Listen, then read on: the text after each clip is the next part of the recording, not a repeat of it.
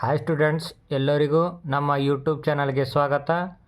ಇಂದಿನ ವಿಡಿಯೋದಲ್ಲಿ ನಾವು 10ನೇ ತರಗತಿಯ ಮಾಡೆಲ್ ಕ್ವೆಶ್ಚನ್ ಪೇಪರ್ 1ರ ಪಾರ್ಟ್ 2 ವಿಡಿಯೋ ನೋಡ್ತಿದ್ದೇವೆ. ಪಾರ್ಟ್ 1 ವಿಡಿಯೋದಲ್ಲಿ 1 ಅಂಕದ ಪ್ರಶ್ನೆ ನೋಡಿದ್ದೇವೆ. ಈಗ ಪಾರ್ಟ್ 2 ಅಲ್ಲಿ 1ನೇ ಕ್ವೆಶ್ಚನ್ ಏನಿದೆ, ಕೆಳಗಿನ ಪ್ರಶ್ನೆಗಳಿಗೆ ಉತ್ತರಿಸಿ ಅಂತ 2 ಅಂಕದ 8 ಕ್ವೆಶ್ಚನ್ ಇವೆ. 17ನೇ ಕ್ವೆಶ್ಚನ್ 3 + √5 ಒಂದು ಅಭಾಗಲಬ್ಧ ಸಂಖ್ಯೆ ಎಂದು ಸಾಧಿಸಿ ಅಂತ ಕ್ವೆಶ್ಚನ್ ಕೇಳಿದ್ದಾರೆ. 17ನೇ ಕ್ವೆಶ್ಚನು. ಇವಾಗ ಫಸ್ಟ್ ನಾವೇನು ಬರೆಯೋಣ, 3 + √5 ಒಂದು ಭಾಗಲಬ್ಧ ಸಂಖ್ಯೆ ಆಗಿರಲಿ ಅಂತ ಬರೆದುಕೊಳ್ಬೇಕು.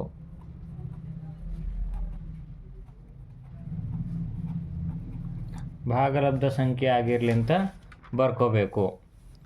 ನೆಕ್ಸ್ಟ್ 3 + √5 ಭಾಗಲಬ್ಧ ಸಂಖ್ಯೆ ಯಾವ ರೂಪದಲ್ಲಿರ್ತದೆ? P/Q ರೂಪದಲ್ಲಿರುತ್ತೆ. ಬ್ರ್ಯಾಕೆಟ್ನಲ್ಲಿ PQ ಬಿಲಾಂಗ್ಸ್ ಟು Z ಅಂತ ಬರ್ಕೊಂಡಿದ್ದೀವಿ. Q ≠ 0 ಅಂತ ಬರ್ಕೊಂಡಿದೆ. ನೆಕ್ಸ್ಟ್ ಈ √3 ಇಲ್ಲೇ ಇಡೋಣ, √5 ಇಲ್ಲೇ ಇಡೋಣ. ಈ 3 ಈ ಕಡೆ ಕಳಿಸೋಣ. P/Q - 3 ಆಗುತ್ತೆ.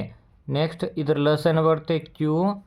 P - 3 Q ಬರುತ್ತೆ. ಈ ಕಡೆ √5 ಆ್ಯಸ್ ಇಟ್ ಈಸ್. ಇವಾಗ ನಮಗೆ ಗೊತ್ತಿದೆ, ಏನು ಗೊತ್ತಿದೆ? √5 ಎಂಬುದು ಒಂದು ಯಾವ ಸಂಖ್ಯೆ? ಅಭಾಗಲಬ್ಧ ಸಂಖ್ಯೆ. ಆದ್ದರಿಂದ ಈ P - 3Q/Q ಒಂದು ಭಾಗಲಬ್ಧ ಸಂಖ್ಯೆ. ಇದು ಭಾಗಲಬ್ಧ ಸಂಖ್ಯೆ ಇದೆ, ಇದು ಅಭಾಗಲಬ್ಧ ಸಂಖ್ಯೆ. ಇದು ಭಾಗಲಬ್ಧ ಸಂಖ್ಯೆ ಆಗಿದೆ. ಅಂದರೆ ನಮ್ಮ ಊಹೆ ಏನಾಗಿದೆ? ಯಾಕಂದರೆ ಎರಡೂ ಕಡೆ ಭಾಗಲಬ್ಧ ಸಂಖ್ಯೆನ ಇರಬೇಕು ಅಥವಾ ಅಭಾಗಲಬ್ಧ ಸಂಖ್ಯೆ ಇರಬೇಕು. ಇವಾಗ √5 ಎಂಬುದು ಅಭಾಗಲಬ್ಧ ಸಂಖ್ಯೆ ಆದರೆ ಈ ಸೈಡ್ ಒಂದು ಭಾಗಲಬ್ಧ ಸಂಖ್ಯೆ ಆಗಿದೆ. ಆದ್ದರಿಂದ ನಮ್ಮ ಊಹೆ ತಪ್ಪಾಗಿದೆ. ಆದ್ದರಿಂದ 3 + √5 ಒಂದು ಅಭಾಗಲಬ್ಧ ಸಂಖ್ಯೆ ಆಗಿದೆ. ನೆಕ್ಸ್ಟ್ 18ನೇ ಕ್ವೆಶ್ಚನು. ಏನಿದೆ ಕ್ವೆಶ್ಚನು?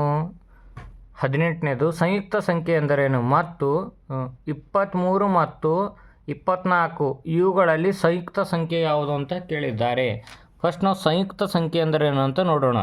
2 ಅಥವಾ 2ಕ್ಕಿಂತ ಹೆಚ್ಚು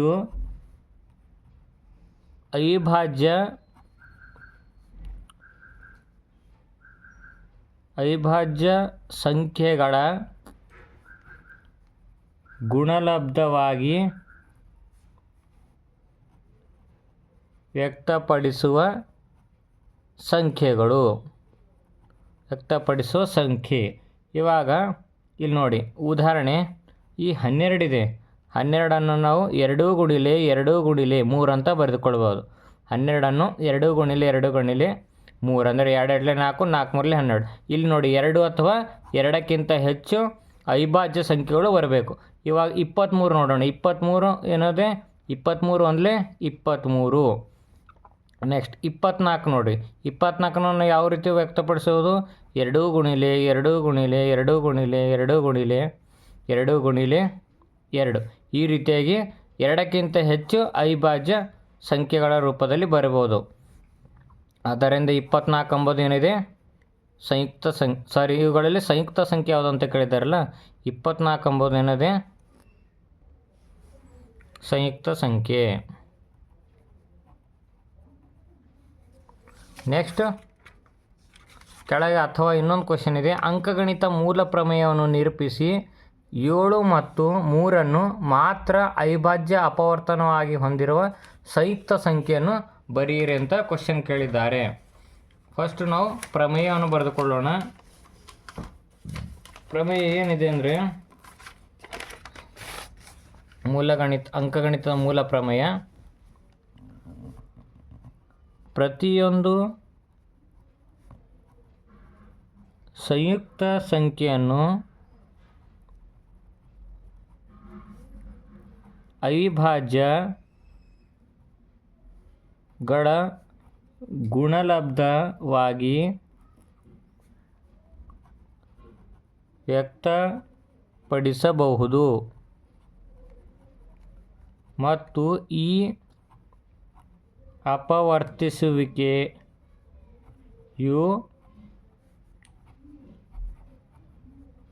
ಅವಿಭಾಜ್ಯ ಅಪವರ್ತನ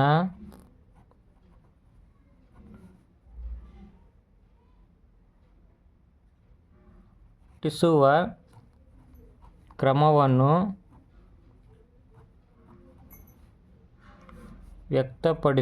ವ್ಯಕ್ತಪಡಿಸುವ ಕ್ರಮವನ್ನು ಹೊರತುಪಡಿಸಿ ಅನನ್ಯವಾಗಿರುತ್ತದೆ. ಇದೇನಿದೆ, ಅಂಕಗಣಿತ ಮೂಲ ಪ್ರಮೇಯವನ್ನು ನಿರೂಪಿಸಿದ್ದೇವೆ. ನೆಕ್ಸ್ಟ್ 7 ಮತ್ತು 3 ಮಾತ್ರ ಅವಿಭಾಜ್ಯ ಅಪವರ್ತನಗಳನ್ನು ಹೊಂದಿರೋ ಸಂಯುಕ್ತ ಸಂಖ್ಯೆ ಯಾವುದು ಅಂತ ನೋಡಿ. 21 ನಾವು ಯಾವ ರೀತಿ ಬರಿಬೋದು? 7 ಗುಣಿಲೆ 3 ಇವೆರಡು ಏನು ಅವಿಭಾಜ್ಯ ಸಂಖ್ಯೆಗಳು, ಅಪವರ್ತನಗಳು. ಯಾವುದು? 21. ಸಂಯುಕ್ತ ಸಂಖ್ಯೆ ಬರೀರಂದರೆ ಅದು ಯಾವುದು? 21. ನೆಕ್ಸ್ಟ್ 19ನೇ ಕ್ವಶನು, 5, 9, 13 ಈ ಸಮಾಂತರ ಶ್ರೇಣಿಯ 21ನೇ ಪದವನ್ನು ಸೂತ್ರವನ್ನು ಉಪಯೋಗಿಸಿ ಕಂಡುಹಿಡ್ರಿ ಅಂತ ಕ್ವಶನ್ ಕೊಟ್ಟಿದ್ದಾರೆ. 5, 9, 13 ಇದ್ರದ್ದು ಏನು ಕಂಡುಹಿಡ್ಬೇಕಂತ 21ನೇ ಪದ ಅಂದರೆ ಮೊದಲ ಪದ ಎಷ್ಟಿದೆ? ಎ ಎಷ್ಟು? 5. Next D = A2 - A1. A2 ಎಷ್ಟಿದೆ ನಮ್ಮ ಹತ್ರ? 9 ಮೈನಸ್ A1 ಎಷ್ಟಿದೆ? 5. 9ರಲ್ಲಿ 5 ಕಳೆದ್ರೆ 4. ನೆಕ್ಸ್ಟ್ N ಎಷ್ಟು ಕೊಟ್ಟಿದ್ದಾರೆ? 21ನೇ ಪದ ಅಂತ ಕೇಳಿದ್ದಾರೆ. ಅಂದರೆ N ಅಂದರೆ 21. A 21ನೇ ಪದ ಎಷ್ಟು ಅಂತ ಕ್ವಶನ್ ಮಾರ್ಕ್. ಇವಾಗ ಸೂತ್ರ ಬರೆದುಕೊಳ್ಬೇಕು ನಾವು.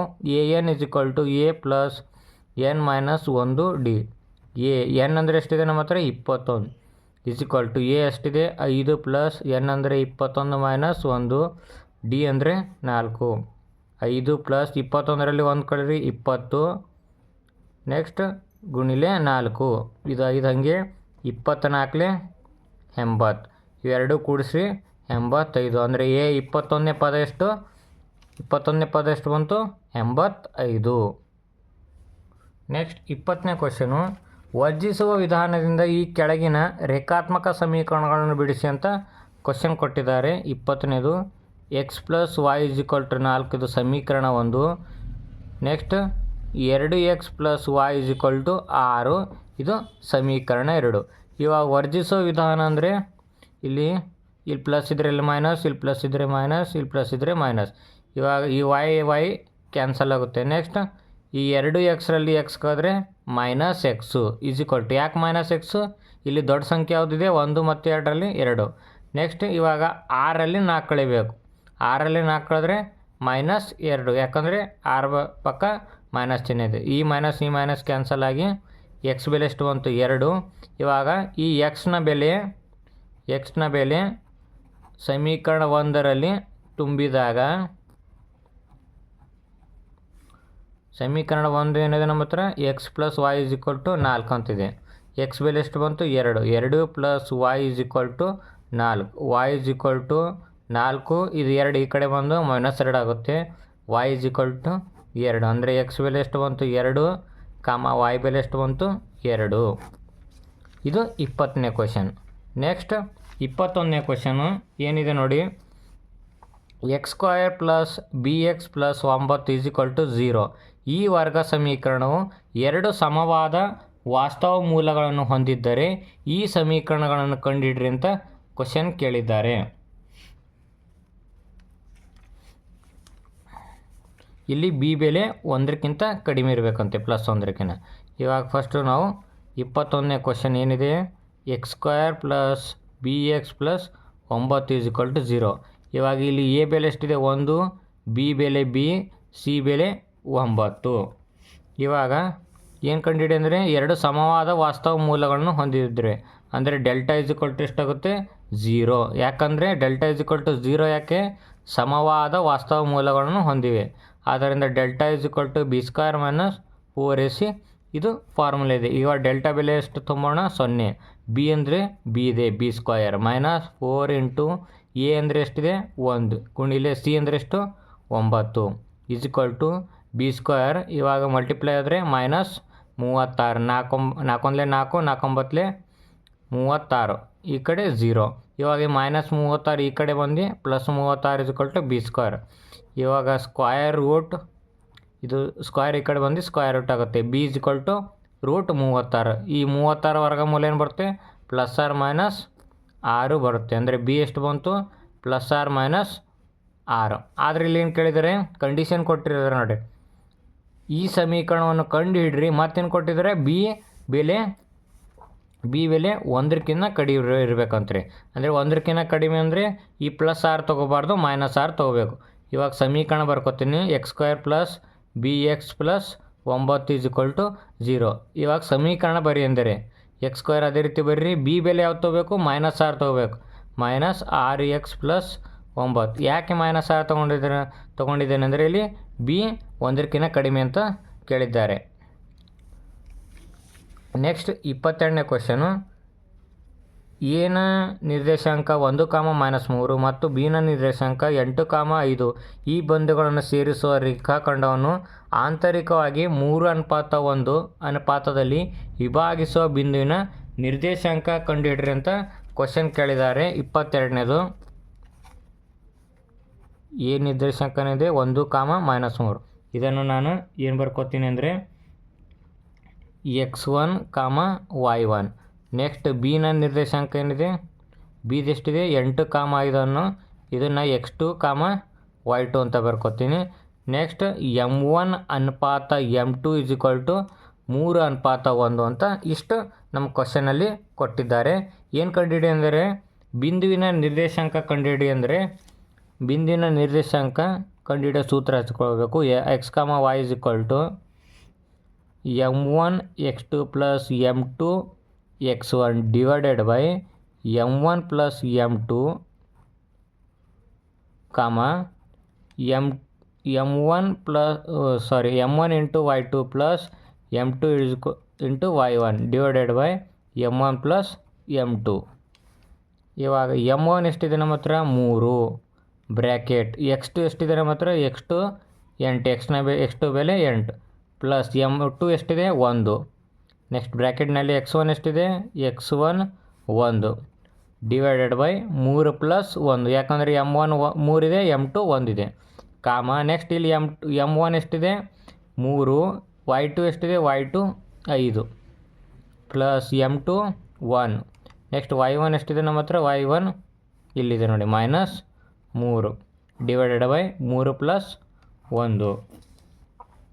ಇವಾಗ ಗುಣಾಕಾರ ಮಾಡಬೇಕು. 3 8 24 ಪ್ಲಸ್ 1 × 1 1 3 1 ಕೂಡಿಸ್ರಿ 4, ನೆಕ್ಸ್ಟ್ ಇದು 3 5 15 ಪ್ಲಸ್ ಇಂಟು ಮೈನಸ್ 1 × 3 3 / ಇಲ್ಲಿ ಕೂಡ 4. ಇವಾಗ ಇವೆರಡು ಕೂಡಿಸಿ 25/4 ಬಂತು. ಇದು ಕಳೀರಿ 12/4 ಬಂತು. ನೆಕ್ಸ್ಟ್ 25/4 ಅದೇ ರೀತಿ ಬರ್ಕೊಳ್ಳೋಣ. 4 1 4 4 3 12 ಅಂದರೆ 25/4, 3 ಇವೇನು ಬಂದು ಬಿಂದುವಿನ ನಿರ್ದೇಶಾಂಕಗಳು ಬಂದು. ನೆಕ್ಸ್ಟ್ 23ನೇ ಕ್ವಶನು, ಚಿತ್ರದಲ್ಲಿ O ವೃತ್ತ ಕೇಂದ್ರವುಳ್ಳ ವೃತ್ತಕ್ಕೆ P ಬಿಂದುವಿನಿಂದ XY ಸ್ಪರ್ಶಕವನ್ನು ಎಳೆಯಲಾಗಿದೆ. Q XY ಮೇಲಿನ ಒಂದು ಬಿಂದುವಾಗಿದೆ. OQ > OP ಎಂದು ತೋರಿಸಿ ಅಂತ ಕ್ವಶನ್ ಕೇಳಿದ್ದಾರೆ. ಇದೊಂದು ಪ್ರಮೇಯವಾಗಿದೆ. 23ನೇದು, ಮೊದಲು ಚಿತ್ರವನ್ನು ಬರೆದುಕೊಳ್ಳೋಣ. ಒಂದು ವೃತ್ತ ಕೊಟ್ಟಿದ್ದಾರೆ, ವೃತ್ತಕ್ಕೆ ಸ್ಪರ್ಶಕ XY ಇದೆ. ನೆಕ್ಸ್ಟ್ ವೃತ್ತದ ಸ್ಪರ್ಶಕ ಬಿಂದು P, ವೃತ್ತ ಕೇಂದ್ರ O, ನೆಕ್ಸ್ಟ್ ವೃತ್ತದ ಮೇಲಿನ ಒಂದು ಬಿಂದು Q, ಇಷ್ಟು ಕೊಟ್ಟಿದ್ದಾರೆ. ಇವಾಗ ದತ್ತ ಏನು ಕೊಟ್ಟಿದ್ದಾರೆ, ವೃತ್ತ ಕೇಂದ್ರ O ಅಂತ ಕೊಟ್ಟಿದ್ದಾರೆ. ಮತ್ತೇನು ಕೊಟ್ಟಿದ್ದಾರೆ, P ಬಿಂದುವಿನಲ್ಲಿ XY ಸ್ಪರ್ಶಕವಾಗಿದೆ ಅಂತ ಕೊಟ್ಟಿದ್ದಾರೆ. ಇವಾಗ ನಾವು ಸಾಧನೀಯ ಏನಿದೆ, ಏನು ಸಾಧಿಸ್ಬೇಕು ನಾವು, OQ > ಒ ಪಿ ಅಂತ ಸಾಧಿಸಬೇಕು. ಇವಾಗ ಒಂದು ರಚನೆ ಮಾಡ್ಕೋತೀನಿ. ಏನು, ಓ ಇಂದ ಕ್ಯೂಗೆ ಸೇರಿಸಿ. ಏನು ಮಾಡಬೇಕು, ಓ ಇಂದ ಕ್ಯೂಗೆ ನಾವು ಸೇರಿಸಬೇಕು. ನೆಕ್ಸ್ಟ್ ಇವಾಗ ಸಾಧನೆ ಏನು ಮಾಡ್ಕೋಬೇಕು, ಫಸ್ಟ್ ಏನೇನಿವೆ,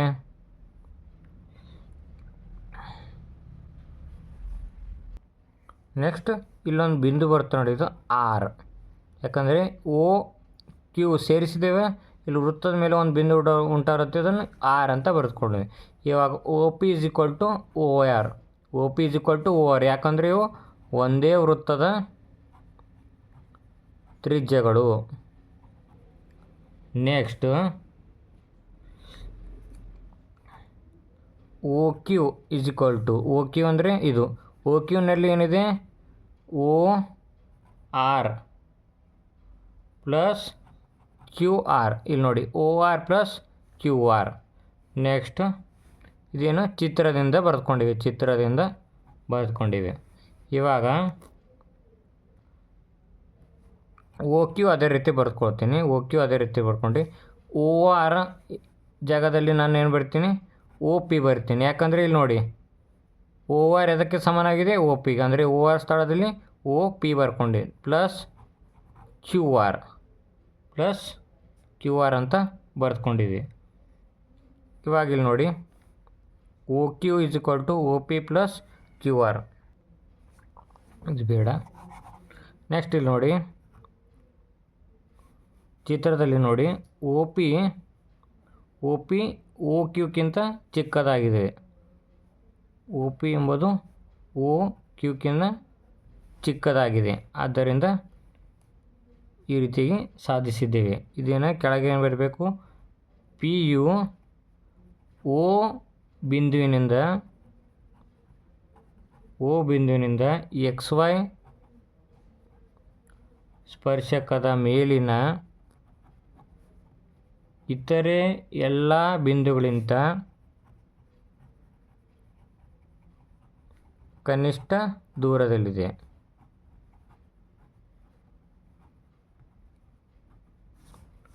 ನೆಕ್ಸ್ಟ್ 24ನೇ ಕ್ವಶನು, 3.5 ಸೆಂಟಿಮೀಟರ್ ತ್ರಿಜ್ಯವನ್ನು ಹೊಂದಿರುವ ಒಂದು ಶಂಕುವಿನ ಅನ್ನು ಅಷ್ಟೇ ತ್ರಿಜ್ಯದ ಹೊಂದಿರುವ ಒಂದು ಅರ್ಧಗೋಳದ ಮೇಲೆ ಜೋಡಿಸಿ ಒಂದು ಆಟಿಕೆಯನ್ನು ತಯಾರಿಸಲಾಗಿದೆ. ಆಟಿಕೆ ಒಟ್ಟು ಎತ್ತರ 15.5 ಸೆಂಟಿಮೀಟರ್ ಆಗಿದೆ. ಆಟಿಕೆಯ ಪೂರ್ಣ ಮೇಲ್ಮೈ ವಿಸ್ತೀರ್ಣ ಕಂಡುಹಿಡಿಯಿರಿ ಅಂತ ಕ್ವಶನ್ ಕೇಳಿದ್ದಾರೆ. ಏನು ಕೊಟ್ಟಿದ್ದಾರಂತೆ, 3.5 ಸೆಂಟಿಮೀಟರ್ ತ್ರಿಜ್ಯವನ್ನು ಹೊಂದಿರುವ ಒಂದು ಶಂಕು ಇದೆ ಅಂತೆ. 3.5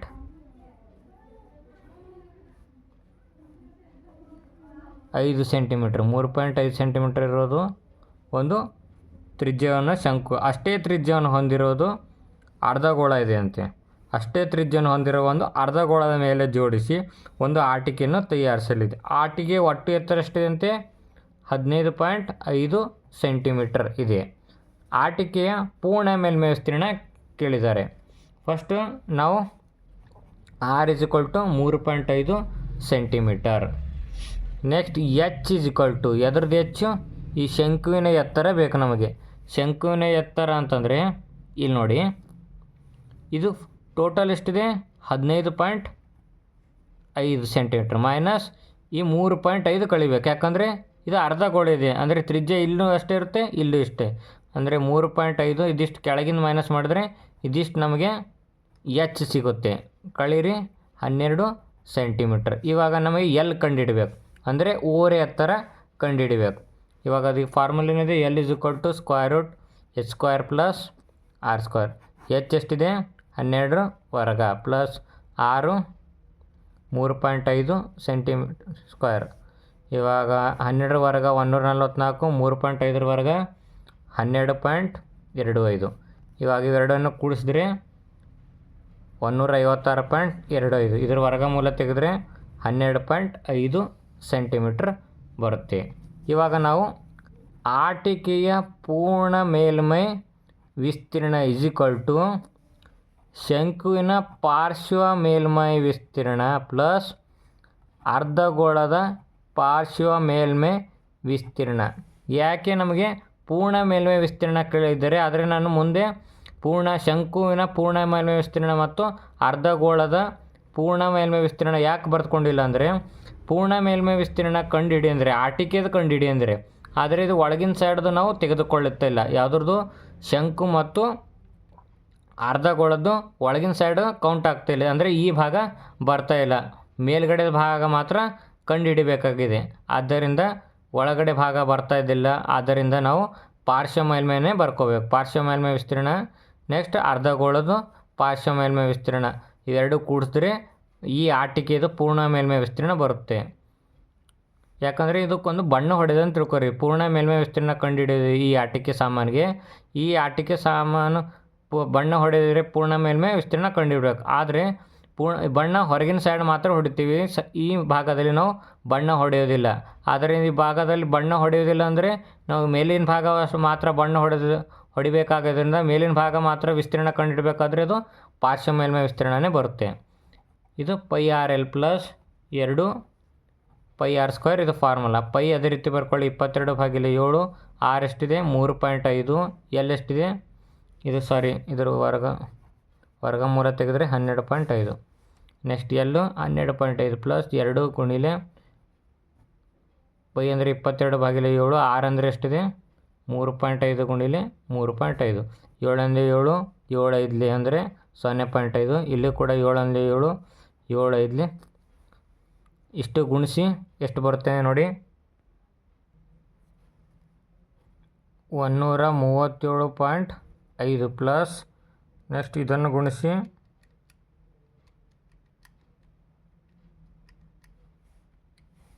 ಇದು 77 ಬಂತು. ಇವಾಗ ಇವೆರಡನ್ನು ಕೂಡಿಸಿ